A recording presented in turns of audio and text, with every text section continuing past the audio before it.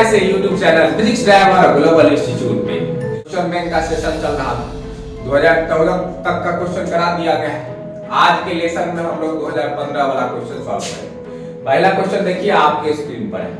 अब ये थोड़ी नासाज है भाई, पर घबराना नहीं, ठीक है। देख ही रहे हो प्लाज्मा नाक में जम गया है, ठीक है। पहला क्वेश्चन देखिए 2015 का। एक विद्युतीय द्विध्रुव दो विपरीत आवेशों से बना है। हम बोलते जाते हैं और इधर लिखते जाते हैं। विद्युतीय द्विध्रुव क्या होता है? P बराबर Q गुने 2L, इस तरह से लिखा जाता है। अच्छा, दो विपरीत आवेश, इसमें जो आवेश होता है वह दो विपरीत आवेश इस तरह से होता है। एक यहाँ आवेश है, एक यहाँ आवेश है। प्लस Q ले सकते हैं आप, इसको माइनस Q ले सकते हैं, और इसके बीच की दूरी को माना जाता है 2L के बराबर, ठीक है। और इस तरह से विद्युत द्विध्रुव आघूर्ण का फार्मूला जो Q × 2L के बराबर बनता है। क्वेश्चन आपको दे रखा है, इसी में दो विपरीत आवेश है, प्लस में उतना ही वैल्यू है, देख लीजिए आप, और माइनस में भी उतना ही वैल्यू है। 3.2 × 10⁻⁻19 करके सीधा आप Q का मान इस फार्मूले में रख सकते हैं। कितना? 3 गुने 2 × 10⁻19 बताए ना भाई, -19 कूलम। गुने में है 2L। अच्छा, ये 2L है तो सर L का मान सिर्फ नहीं रखना है, ठीक है ना। 2L वो एक मानक लंबाई मान ली गई है, तो 2L का वैल्यू दिया हुआ है इसमें L करके, ठीक है। इनके बीच की दूरी 2L है, यानी 2L के जगह पर क्या रखेंगे हम? 2L की जगह पर क्या रखेंगे? 2.4 और इनटू में 10⁻⁻19 ये दूरी है, तो यहाँ पे मीटर लगा हुआ है, कूलम गुने मीटर हो जाएगा, इसका मात्रक हो जाएगा। सॉल्व पहले कर लीजिए, इस दोनों को मल्टीप्लाई कीजिएगा तो आंसर आपका जो है आ जाएगा 7.68 इंटू 10⁻⁻29 कूलम मीटर, ठीक है। ये हो जाएगा इसका मात्रक। ऑप्शन नंबर देखिए तो ऑप्शन नंबर बी है, ठीक है। और ये ऑप्शन हो गया बी, पहले क्वेश्चन का आंसर है बी। पहले क्वेश्चन का आंसर है बी। दूसरा क्वेश्चन देखिए, 64 समरूप बूंदे जिसमें प्रत्येक की धारिता 5 माइक्रोफैराड है मिलकर एक बड़ा बूंद बनाते हैं, बड़े बूंद की धारिता क्या होगी? ये सवाल हम 2013 वाला में बताए हुए हैं, ठीक है। वहां जाके कैलकुलेशन आप देख लीजिए। अब यहाँ पे सिर्फ आंसर लिख देते हैं। इसका आंसर हो जाएगा 20 माइक्रोफैराड, यानी इसका भी ऑप्शन है बी नंबर 20 माइक्रोफैराड। तीसरा क्वेश्चन देखिए क्या करा। किलोवाट घंटा किसका मात्रक है? जानते हो भाई किलोवाट घंटा क्या मापता है? नहीं, विद्युत ऊर्जा को मापता है, ऊर्जा का मात्रक हो गया। और किलोवाट घंटा का वैल्यू जो होता है वो जूल में होता है, समझ सकते हो तुम, जूल ऊर्जा का मात्रक होता है। तो यहाँ हो जाएगा ऑप्शन नंबर आपका नहीं, इसका ऑप्शन नंबर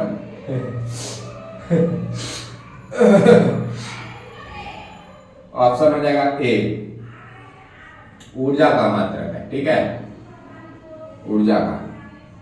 4 नंबर देखो, विद्युतीय परिपथ के किसी बिंदु पर सभी धाराओं का बीजगणितीय योग, ये किरचॉफ के नियम, ठीक है, केसीएल लॉ, ठीक है, किरचॉफ धारा नियम। और बीजगणितीय योग क्या होता है? शून्य होता है। ऑप्शन हो जाएगा सी, ऑप्शन हो जाएगा सी, शून्य होता है। तुम्हारे टीचर पढ़ाए होंगे क्लास में, ठीक है। चुंबकशीलता का बीमा, चुंबकशीलता का बीमा क्या होता है भाई? चुंबकशीलता का बीमा होता है Mn(t)-2 और A-2, लेकिन इसमें तो ऑप्शन में ए कहीं दे नहीं रखा है।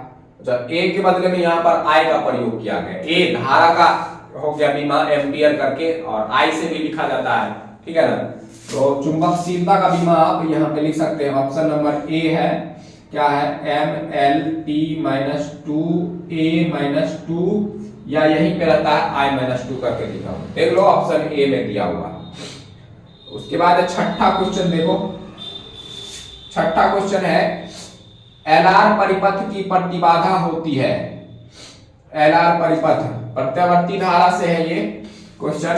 एलआर परिपथ, एलआर सर्किट जो होता है उसका प्रतिबाधा कितना होता है, मतलब प्रतिरोध कितना होता है उसका? तो 6 नंबर का हो जाएगा D, option number D. Under root होता है R² plus omega square L square कितना होता है। ठीक है सर, इस सब का सॉल्यूशन कितना करवाइएगा सॉल्यूशन है। एल आर परिपथ है, एल परिपथ का तुम प्रतिरोध देख लो या आर परिपथ का देख लो, दोनों को कंबाइन करके इसका प्रतिरोध निकाल सकता है। उस साइड स्क्वायर होता है, इस साइड नीचे में जाएगा वो हो जाएगा। ठीक है, वो अपना देख लेना क्लास में जो पढ़ाए होंगे टीचर जाए साहब, और इसका कैलकुलेशन लंबा हो जाएगा बताएंगे तो। ठीक है, विद्युत चुंबकीय तरंग के संचरण की दिशा होती है कितनी होती है। 7 नंबर देखो, जिसको एक्सिस हम ले लेते हैं यहाँ पे, ये एक्स एक्सिस, वाई एक्सिस और ये जेड एक्सिस। ठीक है, एक्स एक्सिस, वाई एक्सिस और जेड एक्सिस। एगो हम विद्युतीय क्षेत्र ले रहे हैं, एगो में चुंबकीय क्षेत्र ले रहे हैं। ठीक है, और विद्युतीय क्षेत्र चुंबकीय क्षेत्र दोनों जानता है कि दोनों का दिशा होता है, और इसी दोनों के लंबवत संचरण करता है विद्युत चुंबकीय तरंग।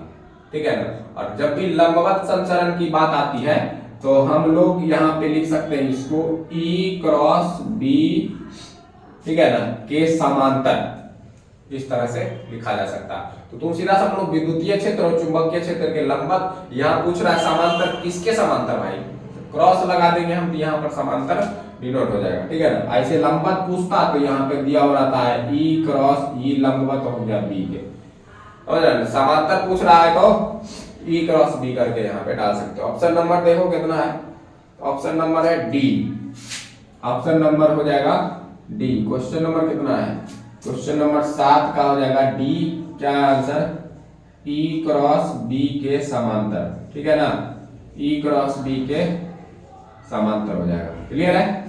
8 नंबर क्वेश्चन देखिए, जब प्रकाश की किरण एक ग्लास स्लैब में प्रवेश करती है तो इसका तरंग दैर्ध्य क्या होता है, घटता है। ये इससे पहले वाले लेक्चर में भी बताए हुए हैं तुम लोग को, ऑब्जेक्टिव क्वेश्चन पीछे वाला वीडियो जाके देख सकते हैं वहां पे, कि जब भी प्रकाश किरण, ग्लास स्लैब एक प्रकार का माध्यम है भाई, तो जब भी विरल माध्यम से सघन माध्यम में जाएगा नहीं तो उसका तरंग दैर्ध्य ऑटोमेटिक घट जाएगा, सघन माध्यम से विरल माध्यम में जाएगा तो उसका ऑटोमेटिक क्या होगा, तरंग दैर्ध्य बढ़ जाएगा।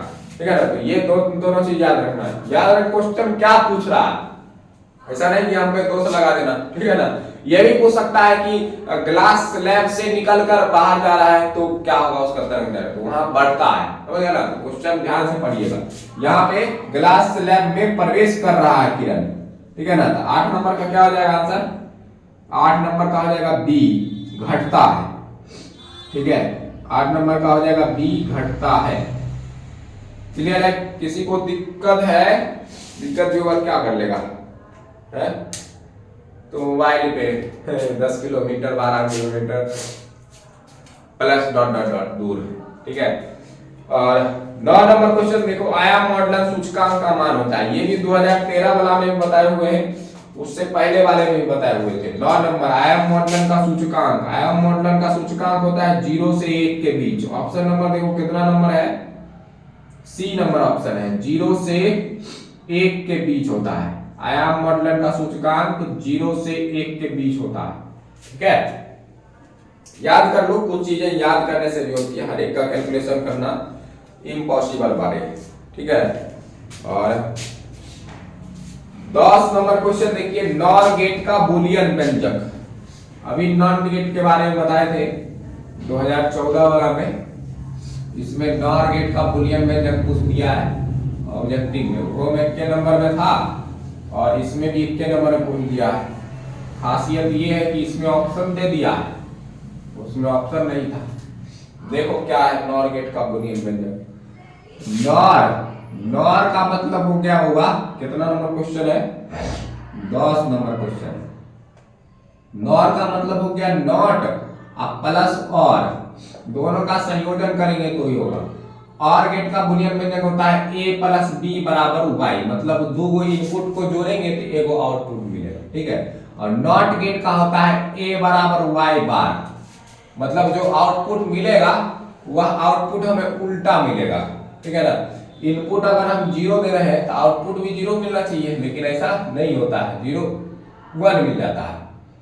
क्लियर है कि नहीं। नॉट का मतलब हो गया जो है वो नहीं है, जो नहीं है वो है। कहने का मतलब सर यहाँ पे अगर 0 रखिएगा a, आप प्लस पे b का मान भी 0 रखिएगा, बाइनरी नंबर सिस्टम के आधार पे इसका इनपुट आउटपुट लिखा जाता है, तो आउटपुट में हमको क्या आएगा, आंसर 0 आएगा। समझ रहे ना। लेकिन जब नॉट गेट की बात हो जाती है तो जीरो ना आके इसका जो है क्या हो जाएगा, 1 हो जाएगा आपको। क्लियर है। इसी के ऊपर में हम बात नहीं लगा रहे, इस दोनों का जो इनपुट होगा यानी इस दोनों का जो आउटपुट होगा उसका उल्टा हो जाएगा। किसका? बूलियन व्यंजक, नॉर गेट का बूलियन व्यंजक। क्लियर है। तो नॉर गेट का बूलियन व्यंजक क्या लिखेगा? a प्लस बी बराबर वाई, a प्लस बी के बार में, ठीक है ना, बराबर वाई आप पुट करके ऑप्शन देखिए कितना है, डी नंबर। ऑप्शन नंबर हो जाएगा डी इसका। ठीक है, 10 का हो जाएगा डी, 10 का हो जाएगा डी। 11 नंबर देखिए, एक आवेशित चालक की सतह से किसी बिंदु पर विद्युतीय क्षेत्र की तीव्रता सतह के लंबवत होती है भाई। 11 नंबर याद कर लीजिएगा, यह सतह के लंबवत होती है, ये लंबवत का सीन है। ठीक है, सतह के लंबवत होती है। मुक्त आकाश का परावैद्युतांक, मुक्त आकाश दिख रहा है ना, बच्चा सबको मार डालेगा कार्य। मुक्त आकाश समझ, निर्वात की बात कर रहा है। ठीक है, परावैद्युतांक एप्सिलॉन से लिखा जाता है, नॉट लगा दिए तो वो मुक्त आकाश का परावैद्युतांक हो गया। ठीक है, इसका वैल्यू आप लोग पढ़े होंगे फर्स्ट चैप्टर में, 8.85 into 10 to the power -12 farad metre inverse के इक्वल होता है। ठीक है, देख लो ऑप्शन, ऑप्शन है सी नंबर ऑप्शन है। ठीक है, ऑप्शन नंबर है 12 का सी। उसके बाद देख लेना, विद्युत परिपथ की शक्ति होती है, विद्युत परिपथ की शक्ति, शक्ति शक्ति ये होगा भाई, क्या होगा शक्ति? शक्ति को P से लिखा जाता है। P बराबर बहुत फॉर्म में फॉर्मूला होता है, P बराबर W अपॉन में T होता है, कार्य करने की दर को शक्ति कहते हैं।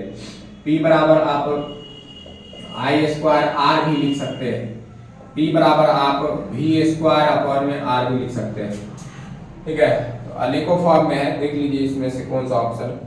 ऑप्शन नंबर सी, यह ऑप्शन बार बार पूछता है बकलवा, इतना सूत्र है तो ऑप्शन बदलना चाहिए था ना।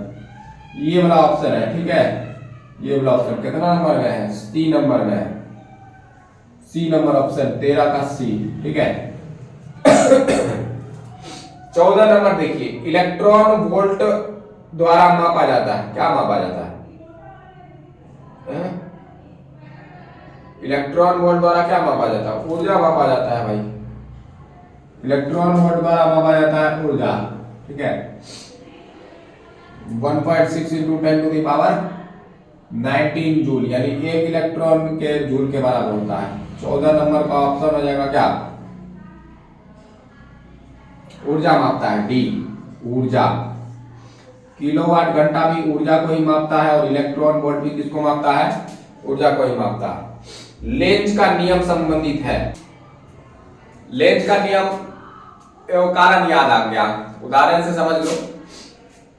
आजकल लड़का याद कर लेता नहीं, अब मेहरारू आई, मेहरारू को देख के इतना प्रेरित हो जाता है और उसके पीछे इस कदर बहने लगता है कि वो अपने माता पिता को भूल जाता है। समझे कि नहीं? एग्जाम्पल से क्या तात्पर्य है वो समझो। लेंज के नियम के अनुसार ये कहा जाता है कि कुंडली में प्रेरित विद्युत वाहक बल या प्रेरित धारा का लक्षण सदैव ऐसा होता है कि वह उसी कारण का विरोध करता है जिसके कारण वह उत्पन्न हुआ। समझ गया होगा एग्जाम्पल। ये हो गया 15वां का। लेंज का नियम संबंधित है ऊर्जा संरक्षण। प्रेरित हुआ भाई, मेहरारू को देख के प्रेरित हुआ तो ऊर्जा आता है ना, समझ रहा है कि नहीं? उसके बाद समझता है माँ बाप जाए हम मेहरारू पीछे बाप ठीक है ना। लेंज का नियम किससे संबंधित है बउआ? ऊर्जा संरक्षण सिद्धांत से संबंधित है। ठीक है, तुम लोग नहीं बहाना, ठीक है ना, ऊर्जा संरक्षण सिद्धांत से लिख देना भाई, ऊर्जा से। ठीक है, ऑप्शन नंबर सी है, option number C. Next question देखिए, खगोलीय दूरदर्शी के अंतिम प्रतिबिंब होता है? खगोलीय दूरदर्शी में अंतिम प्रतिबिंब होता है, काल्पनिक एवं उल्टा होता है। कैसा होता है? 16 का हो जाएगा ऑप्शन नंबर सी, काल्पनिक होता है और उल्टा होता है। अब अनंत से देखेगा तो तुमको कैसा दिखा देगा? रियलिटी तो होगी नहीं उसमें, तो आभासी होगा, काल्पनिक हो जाएगा, है ना। और जाहिर सी बात है तुम किसी न किसी यंत्र की सहायता से देखे हो, तो काल्पनिक और उल्टा हो जाएगा। ठीक है, याद रखिएगा खगोलीय दूरदर्शी से अंतिम प्रतिबिंब जो बनता है वह काल्पनिक और उल्टा होता है। यदि समान फोकस दूरी f के दो अभिसारी लेंस एक दूसरे के संपर्क में रखे हो तब संयोग की फोकस दूरी कितनी होगी? 17वां क्वेश्चन है, तो इसका सॉल्यूशन बता देते हैं हम। ठीक है, 17 नंबर क्वेश्चन देखिए।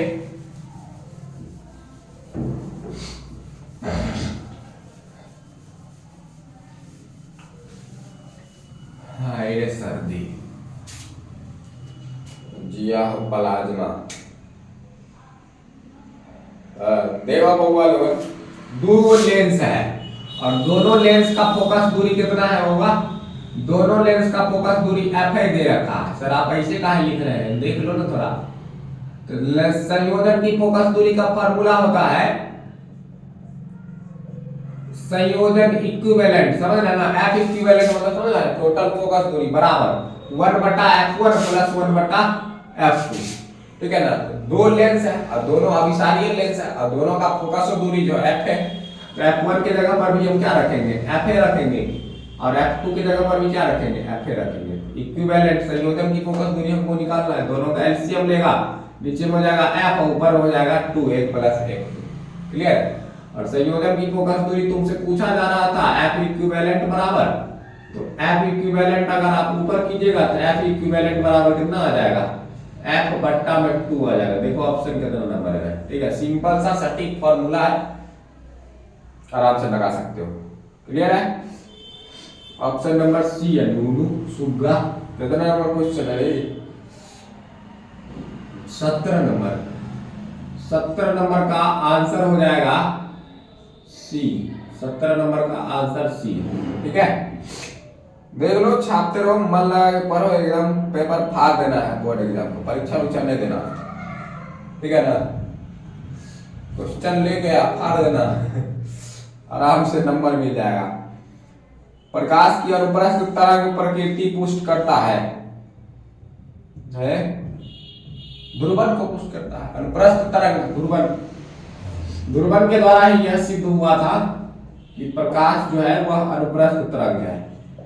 इसमें लिख लेना ध्रुवन को। ठीक है, कितना नंबर ऑप्शन है? ऑप्शन नंबर सी है बउआ नूनू। 19 नंबर क्वेश्चन देखिए, याद कर देना है सबको। एक पतले फिल्म के रंग का कारण है। फिल्म, अच्छा देखो, या फिल्म मतलब चलचित्र या सिनेमा या किसी प्रकार की मूवी वगैरह की बात नहीं हो रही है। पतले फिल्म का मतलब होता है परत। पतला परत का रंग का कारण क्या होता है? जैसे फव्वारा देखा होगा तुम लोग पानी का, साबुन वुबुन डालने पर बुलबुला, उसमें कभी रंगीन लाइटिंग नजर आती है। उसका कारण क्या होता है? दृश्य प्रकाश उसको पड़ता है और व्यतिकारी पुंज बनाता है, नहीं? इस वजह से उसमें जो है रंग दिखाई देने लगता है। तो कुल मिला के इसका आंसर क्या लिख सकते हो? ऑप्शन है कि नहीं है भाई? बी व्यतिकरण हो जाएगा इसका आंसर। ठीक है, रंग का कारण क्या है? व्यतिकरण। समझ गया ना? फिल्म मतलब सनी लियोन फिल्म वाला फिल्म नहीं है। ठीक है ना? बहुत से ध्यान बना रहता है, समझते नहीं है। देखो नेक्स्ट वाला, यदि प्रत्यावर्ती धारा तथा विद्युत वाहक बल के बीच फाई कोण का कालांतर हो तो शक्ति गुणांक का मान क्या होता है? इसको भी रट लो, इसका भी कैलकुलेशन बड़ा है। ठीक है, इसका भी कैलकुलेशन बड़ा है और 20 नंबर क्वेश्चन है और शक्ति गुणांक इसका हो जाएगा cos फाई के बराबर हो जाएगा। cos फाई के बराबर हो जाएगा। ऑप्शन नंबर देख लो कितना है? ऑप्शन नंबर मार्कर को खाना पीना की जरूरत हो गया है, इसको भी खाना पीना चाहिए। समझ गया कि नहीं? ऑप्शन नंबर देखो, ऑप्शन नंबर डी है इसका। ऑप्शन नंबर है डी। ठीक है, टिक लगा लेना। ठीक है ना? 21 नंबर क्वेश्चन देखो क्या कर रहा है। स्वप्रेरकत्व का मात्रक होता है, स्वप्रेरकत्व और अन्योन प्रेरकत्व का मात्रक होता है होगा हेनरी। ठीक है, कहीं बदरी ने सुना गलत रे, हेनरी होता है इसका मात्रक। क्या होता है बउआ? हेनरी। ठीक है ना? बदरी ने लिख लेना। ठीक है, नेक्स्ट क्वेश्चन देखो 22 नंबर। डायनेमो के कार्य का सिद्धांत आधारित है, किस पे आधारित है? विद्युत चुंबकीय प्रेरण, विद्युत चुंबकीय प्रेरण पर आधारित है।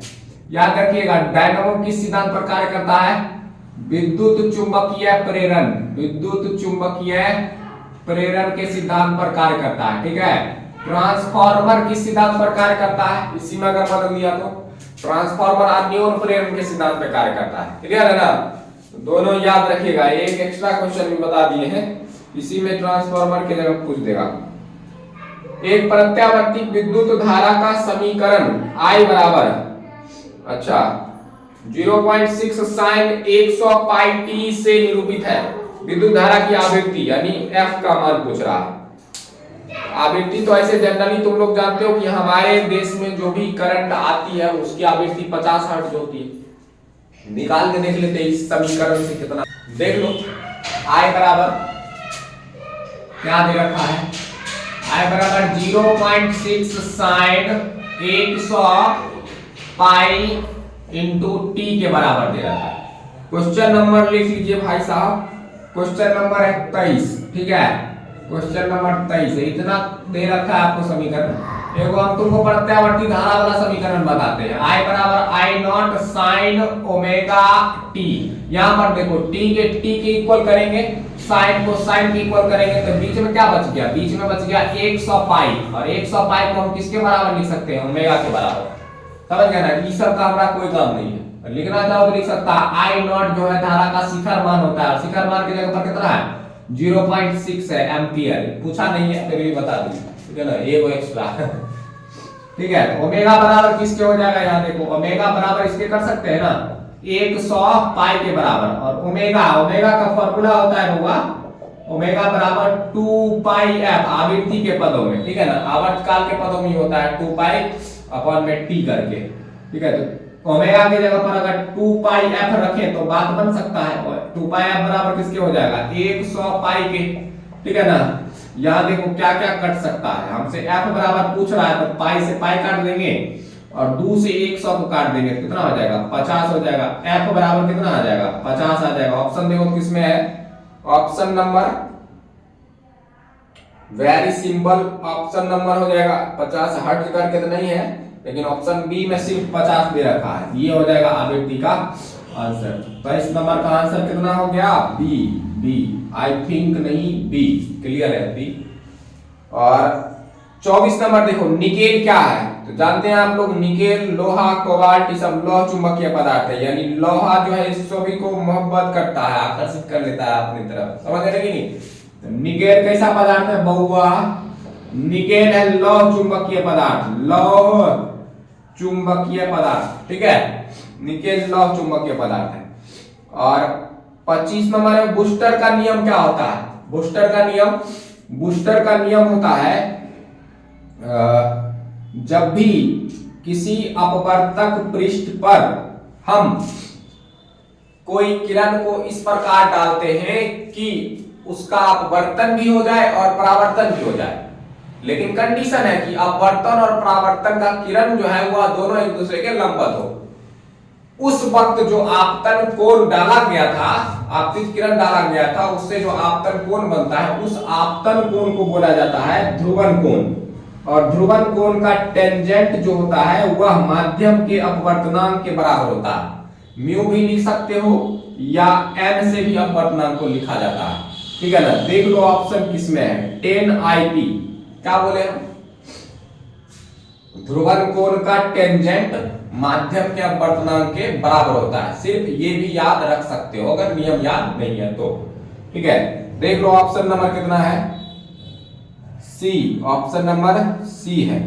ऑप्शन नंबर हो जाएगा 25 का आंसर सी। क्लियर है?